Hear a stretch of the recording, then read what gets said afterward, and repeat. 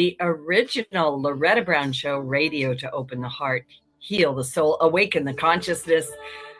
Oh, goodness, Mr. Benny Mathers, let's check in. How are you, my friend? I'm doing very well. Thank you for asking. You look well. Thanks. It's kind of a mellow morning so far. Nothing too wild. If you are listening to us here in the Pacific Northwest, it's a mellow morning. Anywhere else, or maybe on another show day, because we do encore your show on Mondays at 6 in the morning. And of course, we podcast the original Loretta Brown Show globally, yes, I should say, globally. Whoa. Pretty impressive there, Loretta. Mm-hmm. That is impressive. It's very impressive. When I was a little girl, I come from a large family. When I was a little girl, my dad had nicknames for everybody. Yes. And I don't know why, but he used to call me the mouth. Uh-huh. I can see that. I think I've had a few nicknames too. Don't really think they're safe for the air, but I do. Yeah, me neither. Day. And everybody listening, just keep your little comments to yourself there. Exactly.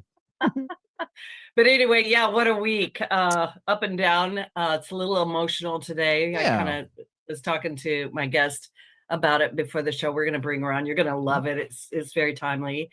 And I don't know if it's astrology. I don't know if it's just the general energy for the world. I don't know what's going on, but I just remind everybody, sometimes everybody just needs a hug and, tomato soup and a cheese sandwich cut diagonal. That's what you need. Oh, specific with the diagonal. Oh, yeah. Or two diagonals, so you have little, like little pyramids. Yeah, because kids love that.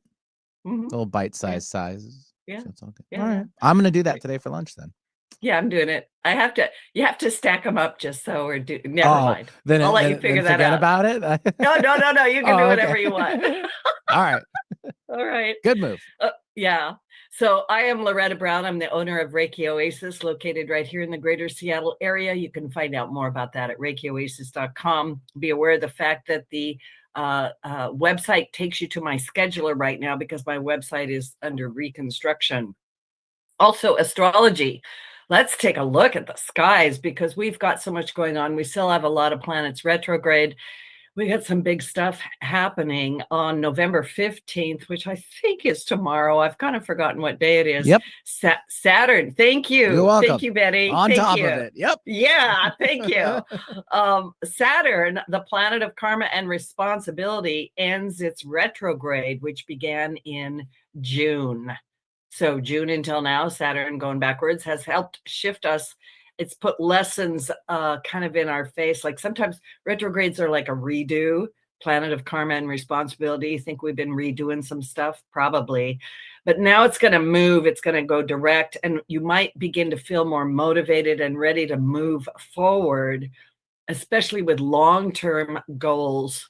So it's a great time to focus on structure and commitment, particularly in creative or healing pursuits. I have a lot of clients who are indicating to me that maybe they want to shift their careers and do something more either in service to people or healing. And maybe it's a good time to begin to think about it. I'm just saying. And then also November 15th, maybe this is what we're feeling, is this Taurus full moon.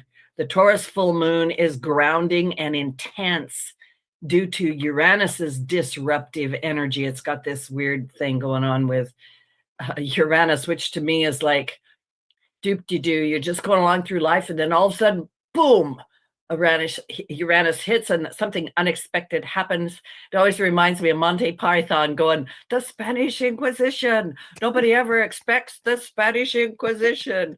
And that's kind of Uranus. Anyway, I love the Monty Python films, so. Run away. I've got something to do this weekend. They're so good. Yeah, me too. So anyway, this full moon may make your emotions feel scattered or unsettled as sudden insights come to light. We're in a time of truth telling, truth revealing, or we're at a crossroads, honestly, is where we're at. Neptune adds a bit of mystery or confusion because it's dreamy. So if things feel chaotic, the best approach is to take small, practical steps and use the grounded, beautiful Taurus energy to help you spend time in nature. Get outside, right? Go talk to the trees. They actually have a lot to say. Or focus on favorite creative activities. Sometimes when life is really, really intense, it's good to just kind of go over to the other side and try to be creative, you know, sing, dance, move, look at beauty, listen to a great symphony, laugh with your friends, those kinds of things. And then on November 17th, excuse me, we have the sun opposite Uranus, and that opposition will bring even more unexpected shifts and fresh perspectives as it shines a light on all of these sudden things that are happening. This alignment encourages a breakthrough, but it might also drain our energy after the full moon's intensity. So it's a good time to rest, reflect, allow new insights to settle, maybe a pajama day, a spa day, something like that. November 19th, big. We've been waiting for this one. Pluto enters Aquarius. Great news. Pluto has been in Capricorn since 2008. It's been trying to get into Aquarius, going back to Capricorn, back and forth. But now, finally, it is out of Capricorn.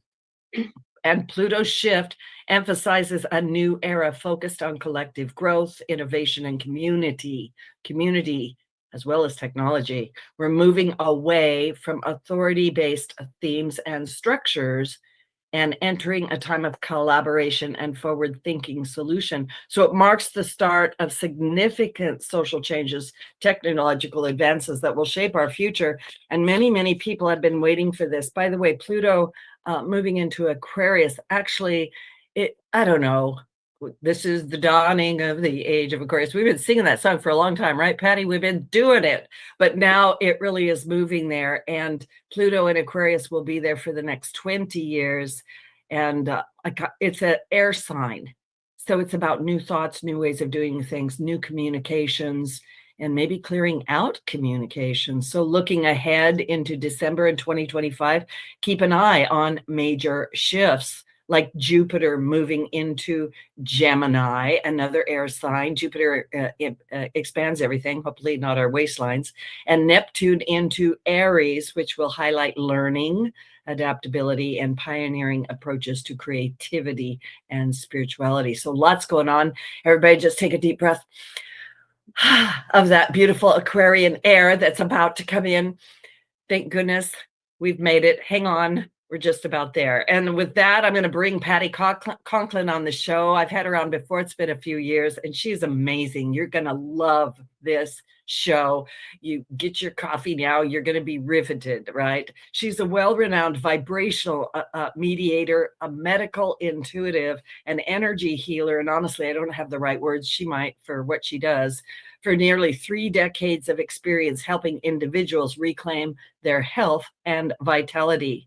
Known for her unique approach to energy medicine, Patti uses techniques like cellular cleansing to release emotional blockages stored within the body, fostering both emotional and physical healing. She's the author of God Within, The Day God's Train Stopped, which explores the transformative power of energy, faith, and self-healing.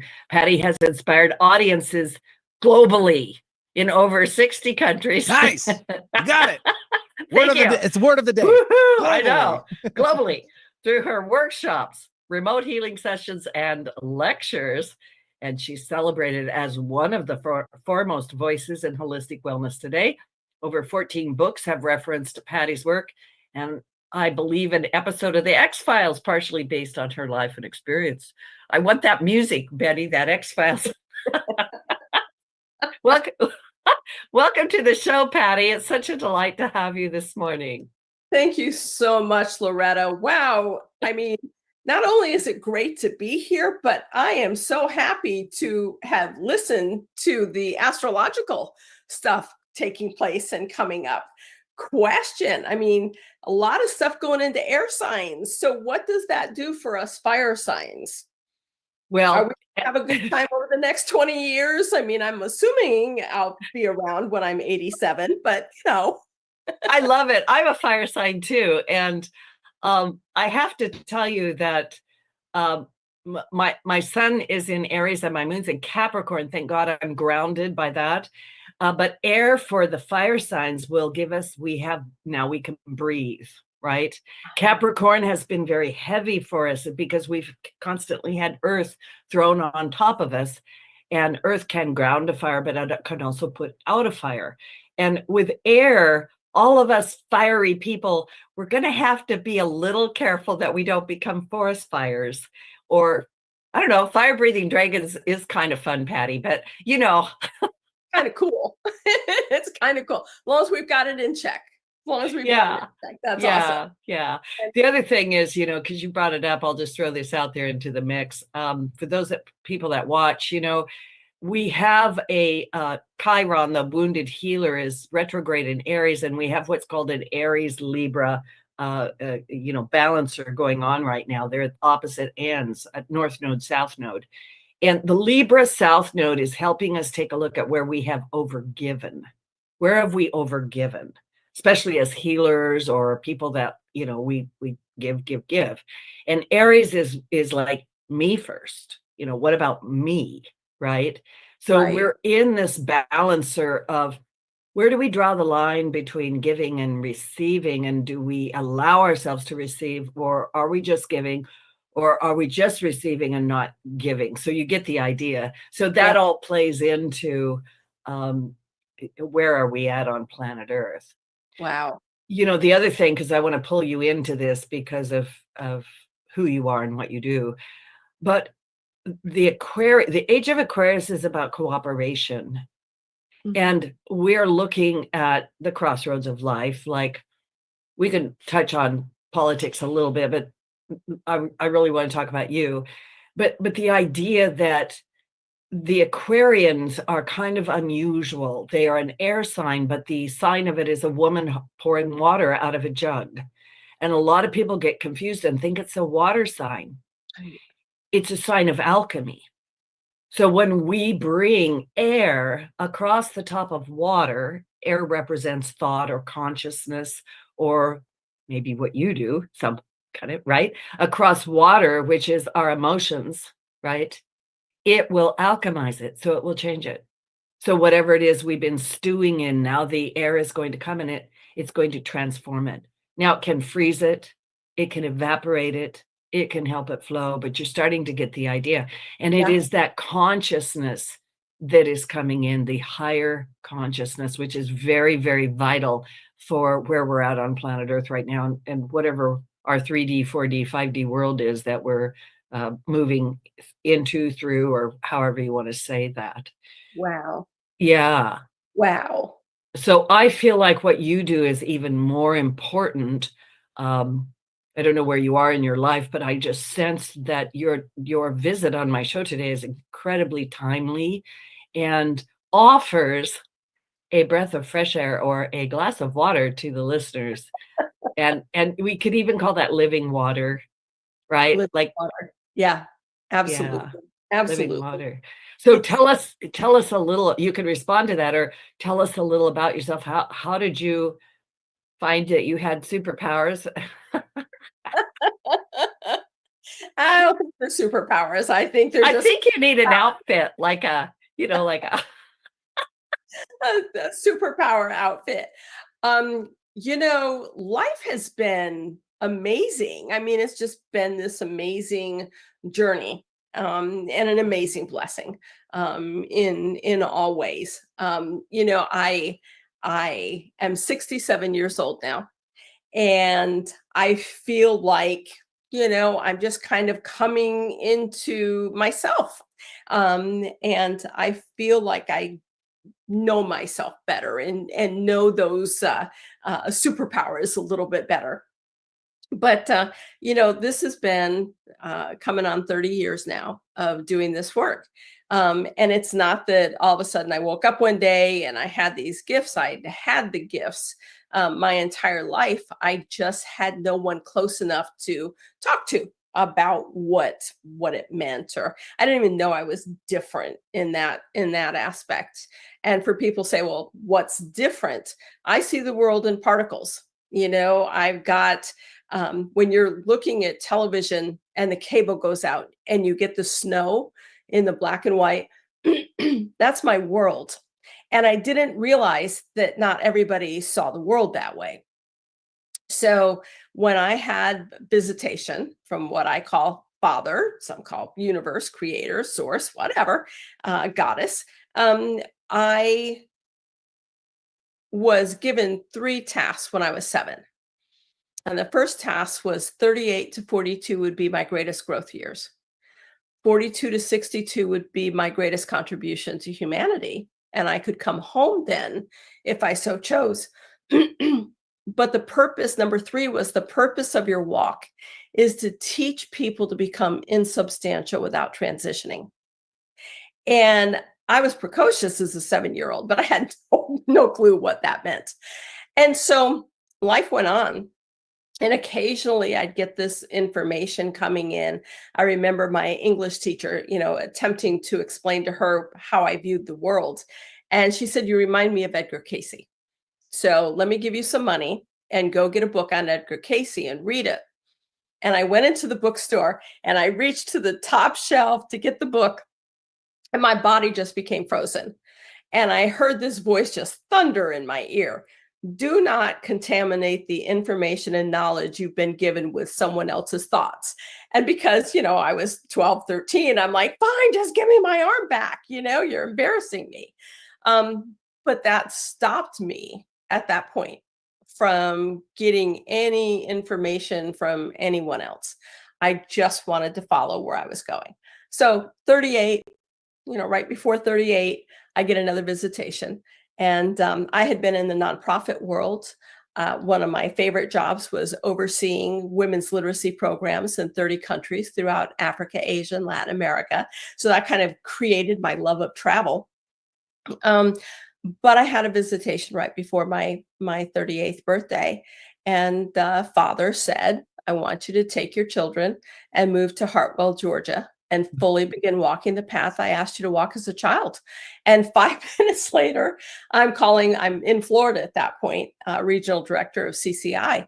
And I called my boss 5 minutes later and I said, "Hey, it's March 23rd and I'm resigning July 15th. And he said, "What are you doing?" And I said, "I'm moving to Hartwell, Georgia." And he said, "Where's that?" And I said, "I don't have a clue. I need to look at a map."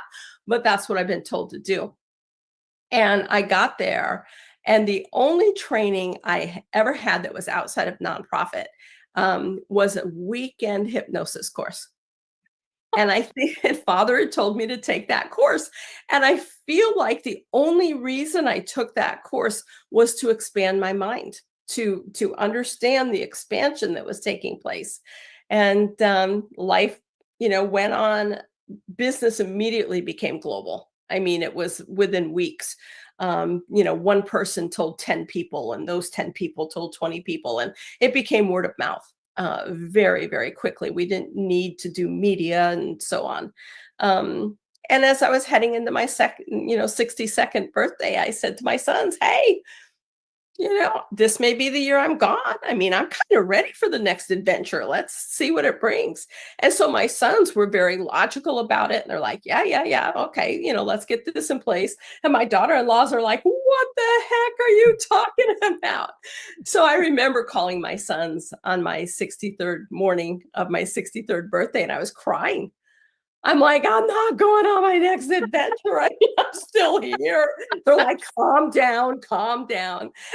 And so I was so devastated. I mean, most people are like, "What?" It's like, no, I was devastated. But what's been awesome from 63 to 67 is not only am I still working full time, but I've actually developed a life. I have a partner. I have, my grandchildren, and I've learned how to balance those two. Which that 38 to 62, I was a workaholic. I've always been a workaholic, but I didn't know how to calm down. So that's kind of, the pace of Patti of just, still doing my work, still learning from people's bodies. I think it's just fascinating what we store and how we store it and how we think. I mean, every day is an adventure. It really is. It's pretty cool. I love you sharing that. I really do. And of course, I'm going to pull out a couple of things for the listeners. And, the work that you do with people is unusual. I kind of want you to go into that a little bit more. And I also am going to emphasize the fact that when you say that you see particles, like, I would love for you to just tell people a little bit more about your unique experience of the world, recognizing that you were born this way, right? So sometimes it's hard to, I mean, you've been around long enough. I know you can relate to the fact that people are not experiencing what you experience, right? Right. So if you understand what I'm asking. Yeah. Yeah, absolutely. I mean, the whole particle thing, I could tell you that something is green in probably by the time I was 30. I could tell you something was green. But even to this day, I would never be able to tell you the shade of green. I base what I look at based on how it feels to me. And so if I'm given an object that I've never seen before, I have to feel it like a blind person so that the particles come into alignment so I can begin to see what it is that I'm looking at. I have no depth perception whatsoever. When my sons started turning 16 and they got their driver's license, they're like, that's it. You're never driving again. Because when I drive, I'll see the car ahead of me. I'm typically in the left lane. And I race cars. So, I mean, cars are my love, right? But if I'm on the freeway, I have to tap into the car ahead of me because I can't see how far they are. So if you're driving the car ahead of me, I will tune into your body and I will know that you're going to hit the brakes before you ever know consciously that you're going to hit the brakes. And that's how I drive. And I'm accident free. And, and so I wouldn't let the boys take my driver's license away, even though they always drive when we get in the car. But I think that for me, the frustrating piece has always been, not seeing the pothole, not seeing that there's a curb.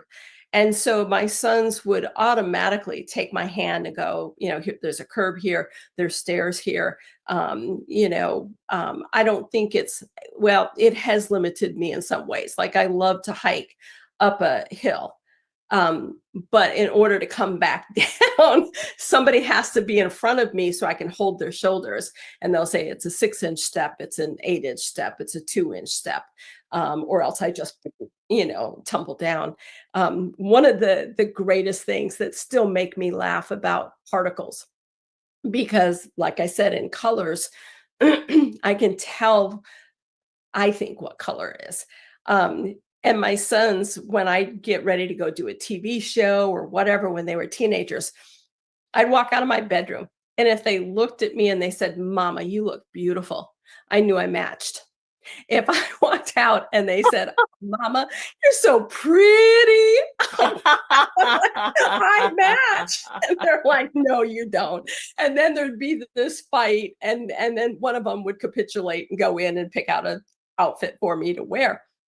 So particles truly is looking at that television and the cable goes out, or maybe you just get the snow, but you can still see sometimes the images behind the snow. That's my world 24/7. So when people say, how do you work with someone? Are you intuiting? Are you hearing? The body gives me across the board all sorts of information. When I look at you, that's what I see, but I recognize you by your energy signature, the particles that make up you. And when I'm working, sometimes the body will speak. And if the body's speaking, it literally writes out words across the body. It may come across the abdomen, it may come across the chest, but the particles form words. And then if I'm hearing, then the particles literally leave the body and come into my ear and I hear them speak. So the whole aspect of the particle world. I always say, we advertise me as a vibrational mediator, and I always say I want to, I want the business card to say vibrational manipulator, because that's really what I am. When I'm working with someone who's ill, it's really about readjusting those particles so that it's in an even flow. Wow, I'm fascinated by what you're saying and doing my best to comprehend it, because I'm just trying to visualize that whole thing. I have a question. So the particles come to you like, okay, so they can write words or they can come into your ears. So in the work that you're doing with people, you're seeing the particles. And then I got to ask you this question. So when you are working with people, I don't know if you're adjusting them, I don't know the right word, you're moving particles around. Yeah. Yes? Well, Or the particles get slowed down because okay. of the emotions that are stored within the body. So I'm not looking at the particles that are moving. I'm looking at the particles that aren't moving. That's what's interesting to me. And what's amazing is the particles come in according to the frequency of the individual I'm working with. So if you're using your five senses, your information is going to come to me that way through the particles. So an example, which was a bizarre one, but it was amazing. There was a brain surgeon who had cancer, and he had cancer of the spine and he had cancer of the brain, and they needed to know where the cancer originated in order to start treatment. Okay, fine. So I'm talking to him over the phone. We're not on Zoom, we're just talking. As soon as I hear his voice, I started vomiting because the intuition came in through taste. And so I'm having to say to my body, what are these particles saying? Because I'm just vomiting. And his particles came back with it started in L4, and he's got three lesions in the left front quadrant of his brain. He also has a lesion in his lung, but don't worry about that. And that's what his particles were saying. So I repeated that to him. L4, he's like, that's exactly where the cancer is. And I'm like, there's three lesions in the left front quadrant of the brain. And he's like, that's correct. One in your lung, don't worry about it. And I'm still throwing up in the bucket next to my desk. And he's like, oh man, I got 100 questions. And I said, email me. I don't want to talk to you anymore, because this is how we're reacting with each other.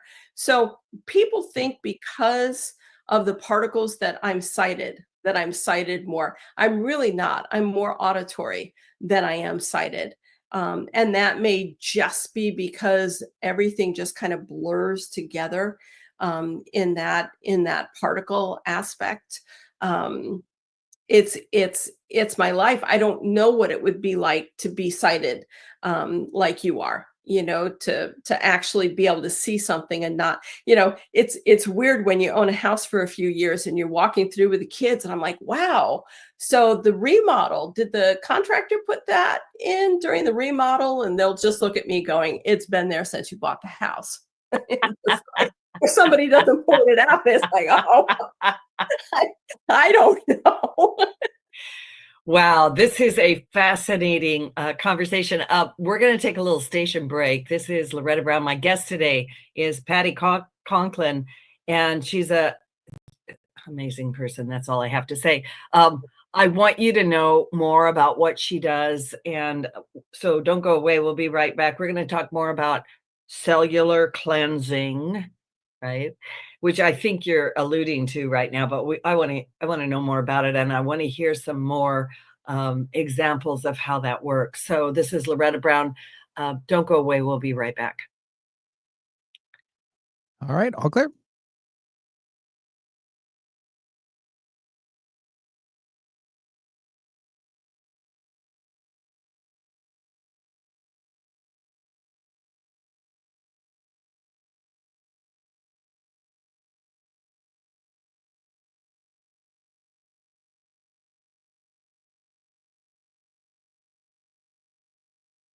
Did you know that Reiki healing can be done at a distance? It's true. So let Reiki Oasis focus powerful energy to help relieve your stress, grief, sadness, anger, and so much more. Convenient, personalized treatments at a distance can increase lightness of being. During your appointment, find a quiet place to lie down or sit to receive healing energies. If you want help with your dis-ease, visit ReikiOasis.com. Harness life's energy. Visit ReikiOasis.com today. Have you ever wanted to go above and beyond for your community? Volunteering for your local fire or EMS department is your opportunity. Join a family that will serve with you, always have your back, and train you to be the best version of yourself. As a volunteer, you will meet new people, learn new skills, and make a meaningful impact. Learn more at makemeafirefighter.org. That's makemeafirefighter.org. Do you have something important to say? Want to help improve our world? Need to promote your business uniquely and effectively? KKNW is the answer. Our staff helps broadcasters and podcasters create professional sounding audio. Bring your talent and let our experts help you craft a radio show or podcast that best delivers your message. Learn more at 1150kknw.com. That's 1150kknw.com. KKNW. Variety talk radio that's live and local. Talk radio for the heart and soul. Alternative Talk 1150.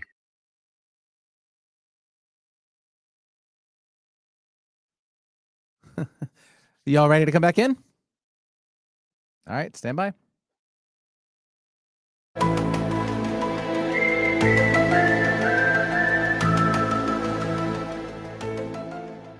Woohoo! Thank you, Betty. Yes, the X-Files. Yeah, for sure. My guest today, Patti Conklin, and I said at the beginning that she even had an episode of the X-Files partly based on her life and experience. So I'm definitely going to try to find that. We are just a reminder that these shows are archived. You can watch them, download them anytime you want at 1150 KKNW archives for the original Loretta Brown Show. We're also on iTunes, Podcast One, Spotify X, Megaphone. Oh, I'm sure I've left something out. We're all over the place. So please go check it out and actually look at Patti's other interview from years ago, or just listen to this one and the other stuff that's going on. So Patti, before the break, you're talking about seeing particles. And I actually want to pull this out. I asked you during the break how you saw people, like if people walk around like particles, and you made a comment that you think we came in as energy beings. So, and then you said something about emotions. Could you just bring that point out, because I think it's important. And it's just my thoughts, because Okay. remember, I haven't followed anyone else. I haven't been trained by anyone else. This is just kind of my feeling over time. I feel like we came to this planet as light beings. We didn't have shape. We didn't have form, what we would consider angelic beings, whatever. And as we got grounded and evolved and so forth, we began developing emotions that were less than unconditional. Maybe we started having anger, jealousy, judgment, probably judgment being number one. Yeah. Of who's brighter in the room than the other. I mean, something so basic. And we began taking form at that point. Because our energy started slowing down. And I feel like we slowed down to the point that we were no longer attached to the universe. We were no longer attached to Source, the creator. And so over time, we began to realize we were heavy. And so we added on the chakras, the auric field, in order to now communicate again with the universe. And I really feel like over the last 5,000 years, we've mucked it up. We've mucked up the auric field. And so much of today's teaching is in the auric field, right? So much of the work is within the auric field. And I'm like, no. While that makes you feel better, absolutely makes you feel better, in order to get those emotions out of the cells, you have to go to the subtle energy field, which in science we refer to as the immune system. And so the immune system, subtle energy field are interchangeable. So my work bypasses the auric field and goes directly onto the cellular level within the immune system. We have well-defined cells. And so when we're talking about the particles, it's like, well, okay, so, we've got millions of cells in here. And if you fine tune it enough and look at cells, you can begin to see, I can feel it. Are the cells well-rounded? Are they squishy? Are they malformed? What's taking place? And so then it's getting those emotions out of the cells. And you really have to kind of go cell by cell. I mean, there'll be a grouping of cells, but it's intense to get in there, because I think one of the things that is amazing about our world is, we have incredible therapists out there, and we have wonderful talk therapy and so forth. And it helps us understand our behavior, but it doesn't get the emotion out of the cell. And so when somebody continues to react, and I think that that's kind of where the world is right now, right? Mm-hmm. Mm-hmm. Continuing to react to programs, even though consciously they know they don't want to. Their body is reacting because it was never removed from the cellular structure. Wow. Yes. So could you walk us through maybe a session or how that works? Because I'm with you. Right now, everybody's emotions are all stirred up. They're all there. And we're also pulling stuff out of not only the collective and individual consciousness, but old stuff is what I say, past life stuff, old stuff.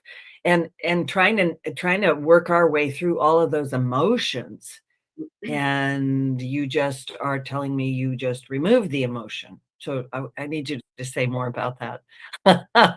So for me, in order to remove emotion, and this is just, my body's just wired differently. When I'm working with someone, I am pulling the emotion out of the cell.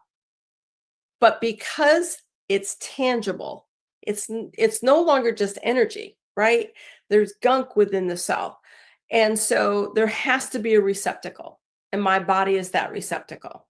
And so if I'm doing intense work with someone, let's say they're stage 4 cancer, and I'm getting in there and helping remove the emotion that created the cancer to begin with, which is the first step for somebody to get healthy, it's got to have a vessel. It's got to have a vehicle to go into. And so I'll spend 48 hours vomiting, diarrhea, just a natural course of me taking it from their body and my body into the bathroom. So when I look at someone, it's helping them identify what the emotion is and where is it stored within the body. Because the first time you have an emotional hit when you're a child, let's say you have your first temper tantrum at the age of 2, there's a lot of books out there that will tell you this is where frustration or anger goes to. I just bypass all of those. The emotion goes to the weakest part of the body in the given moment. And so if you've got a cold, if you're a 2-year-old and you've got a cold, it's going to go directly to your lungs.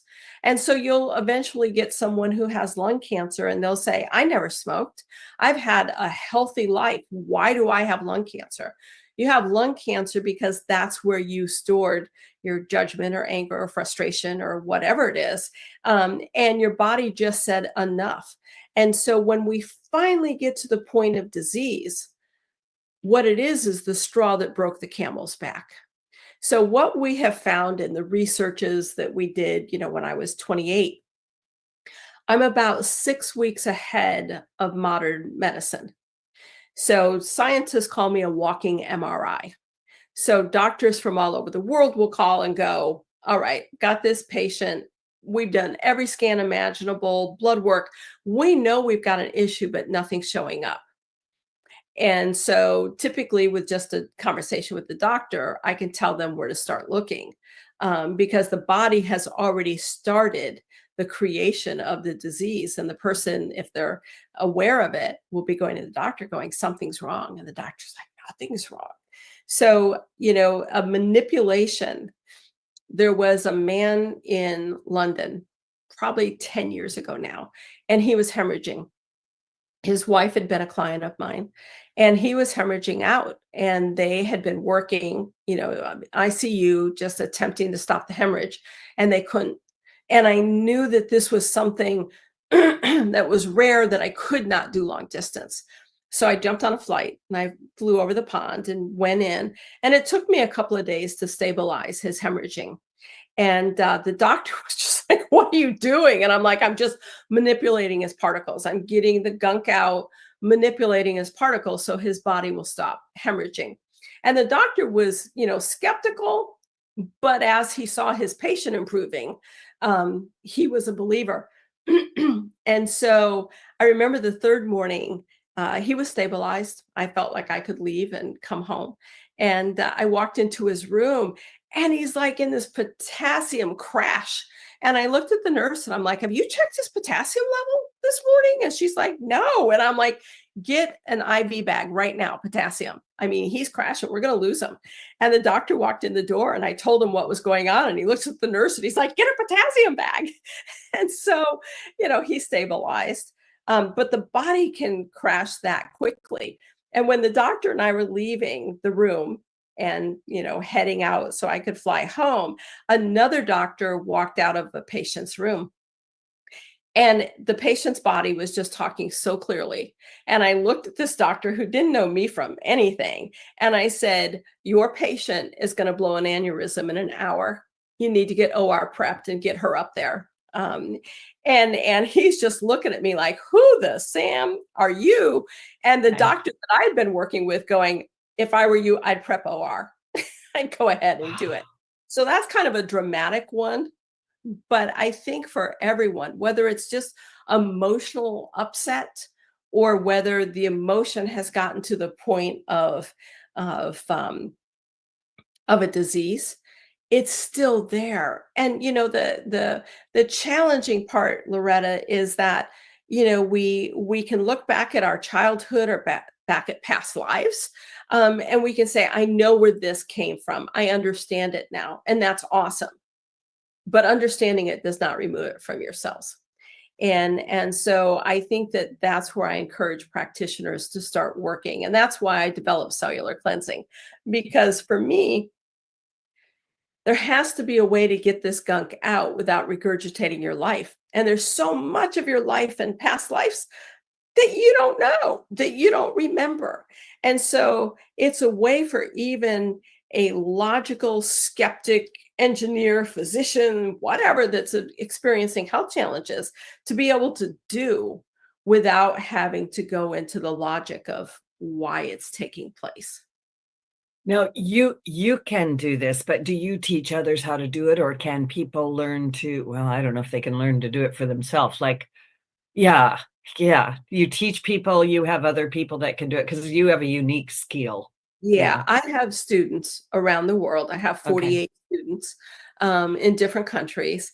And what they can do is I teach them how to manipulate energy, right? So if somebody's stuck, I teach them how to push energy into the body, into that specific area. They don't have the ability to pull out the gunk. So what happens to the client is the client will have 10 days of low-grade flu symptoms. They'll have low-grade fever, they'll have nausea, they'll feel like they have the flu. So my students are awesome. And if they're working with someone who's critical, they don't put them through a cellular, they put it, they make a call and have me work with them so that I can pull it out so we're not making them sicker. So you're talking also, you gave an example of being there in person, but you do remote work with people. Yeah. Most of my work is remote. And so, it doesn't matter if you're sitting in India, whether you're sitting in Ukraine, it doesn't matter. For me, you're sitting right next to me on the couch. And so, through my lifetime, that also was confusing until I figured out how to tell the difference between somebody actually in my space or somebody who's across the world. So for me, they're sitting right with me because the particles, the energy, no time or space. And so, it's getting in there, making sure, because people can be energetically incredibly sensitive. And that means a lot of manipulation from minute to minute, like how much am I sending? How much am I pulling? And so it's intense. It's a highly focused work. And friends will say, gee, you've been working so hard. Let's go to a movie. Are you kidding me? Lord of the Rings, which I read, probably 100 times. When the movies came out, because I knew the book so well, I'd say, well, no, that character didn't say this, and this character didn't say this. And it took me 6 times of watching it before I finally could discern which character was which character. I think they did a wonderful job in picking the actors for the roles. So to me, that's not relaxing. To me, is watching Stargate or X-Files, something that I've seen 100 times, so that if I'm going off in my body and working with someone, then that's, when I come back, I know where I am. And sometimes I'm bilocating to a different place. Sometimes I'm bilocating. If I need to be in person and I don't have time to grab a flight and go, then I'll bilocate, and it will be another person standing there, me, but not me, to be able to affect change. And my sons had a real challenge with that growing up, because every once in a while they'd be like, "Are you here? Are you? Is this you?" Or is this a copy of you? Which one is it?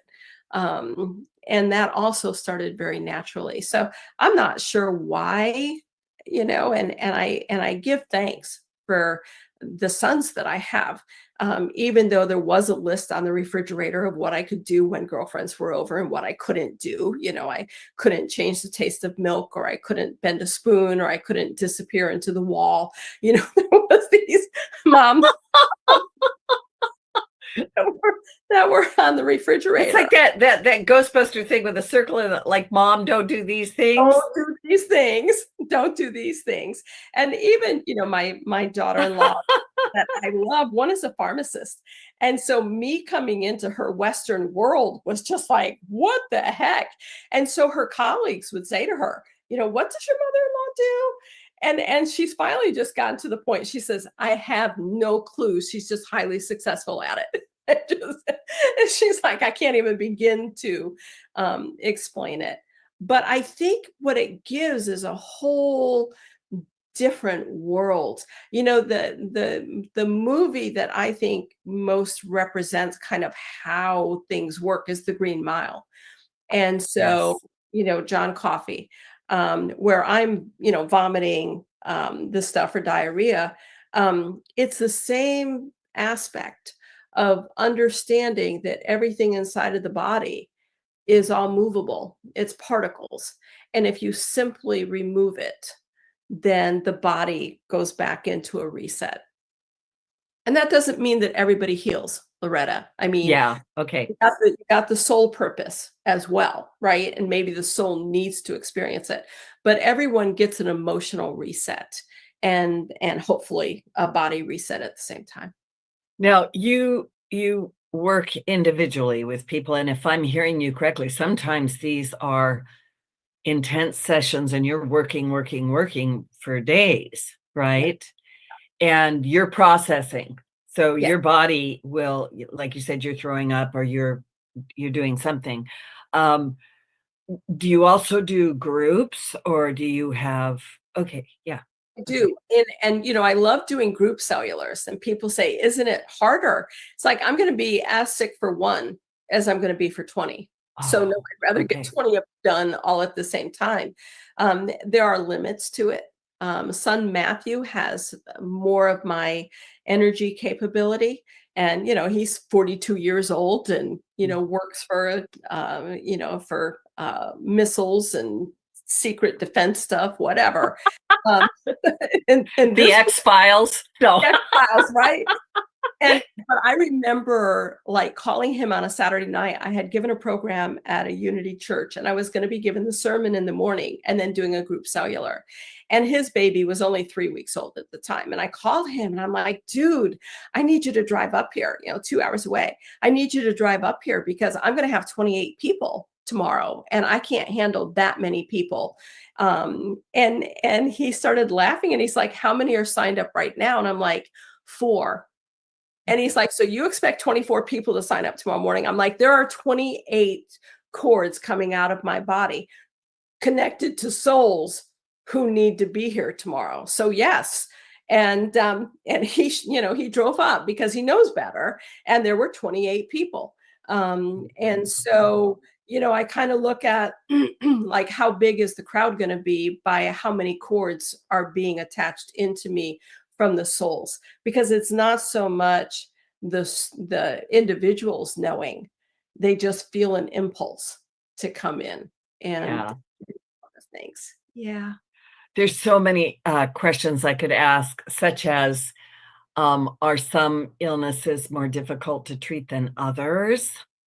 No, it doesn't matter. It doesn't matter. It doesn't matter. Yeah. It doesn't matter if it's Crohn's disease or whether they have a belief. I don't know if you remember Bob Keaton. He had the show. I do. And Bob's son Paul was not a believer in alternative. He is an accountant and so forth. Paul stopped in to see his dad because he had Crohn's disease and diverticulitis, and he had to go in for surgery. And so it was the first time I had met him. And I said, would you like me to do a healing cloth for you? And he said, with much respect, this is my dad's gig. This is not stuff I believe in. No disrespect. I'm going to go have my surgery in the morning. And I'm like, cool. And I gave him a hug. And I could feel his soul pulling the energy from me, but I didn't say anything. Next morning, he goes into surgery. They do an MRI to see exactly where the ulceration is, and there's nothing. He's totally healed. Took him a year before he wrote me. And he's like, I think I've had one tum in all these years. But he's like, it's just not there anymore. And he's, it's been 20 years and he's never had an incident since. So the body, the soul knows what it needs. It really does. And it's pretty amazing to watch the intelligence there. Yeah. Yeah, for sure. You also do what's called Color Works. Can you mention that? Yeah. Color Works is what I started. I was 28 years old and I had developed both forms of lupus. And so from the doctor's point of view, it was fatal. I lost my right kidney. I had heart attacks. 3 years I was critical. And Father showed up one day and said, this is how you do it. And he showed me how to move colors through my body. And so for a week, I moved colors through my body and absolutely nothing happened. I'm like, why would you give me something? I realized that what I didn't have was the emotional component, because the only two active frequencies in this planet are color and tone. And so I said, what's my emotion? Well, I was working in PhD positions with a high school education, and I graduated a year early. So as far as I was concerned, that wasn't even legit because I didn't graduate with my class. But I started saying, what color do I need to remove my lack of self-worth and increase my self-worth by 80%? And within a couple of weeks, I started feeling better. Within a year, my body was completely clear of lupus. It's been, 28, almost 40 years. And the doctors say to me, you're just in a really long remission. It's like we do blood work every year, but, it made it impossible to get health insurance, life insurance, anything. So Color Works is what I started with. And then from Color Works, Cellular Cleansing came. Because with Color Works, you're working on one emotion at a time, whether you're taking stuff out or bringing stuff in, confidence, joy, happiness, whatever. So Color Works was really the base of everything. Patti Conklin, what an amazing show. Can you please tell people where to find you, a little more about your offerings to people, and your final word? You've got like a minute. Final word. I know I can go on. PattiConklin.com. And Patti is spelled with an I. And you can find me on YouTube, podcasts, whatever. We have a holiday special going on of 20% off cellulars and remote healings for the month of November. And we're really working on grace, not so much grace of giving grace in terms of doing things for other people, but grace for ourselves, because we are in a tumultuous world. And I think that people really need to forgive themselves and give themselves grace. It's okay to feel like you didn't do things perfect. So that's kind of where we're focused on. And, in everyday life, validate how you feel, but also take what you're learning from it and turn it to a positive, because nothing bad happens that good didn't come out of. And I want you to focus on the good. That's beautiful. Thank you, Patti Conklin. You're amazing. Thank you so much, Loretta. I really Yeah. love being on. Yeah. I loved having you here. And Benny Mathers, you're the best. And to the beautiful full moon in Taurus and the X-Files, let's go make this happen. Remember to smile today and get outside and talk to the trees. Yep. Do it. Do it. Get your feet in the earth. All right. Have a great week, Patti. Blessings to you. Thank you so much.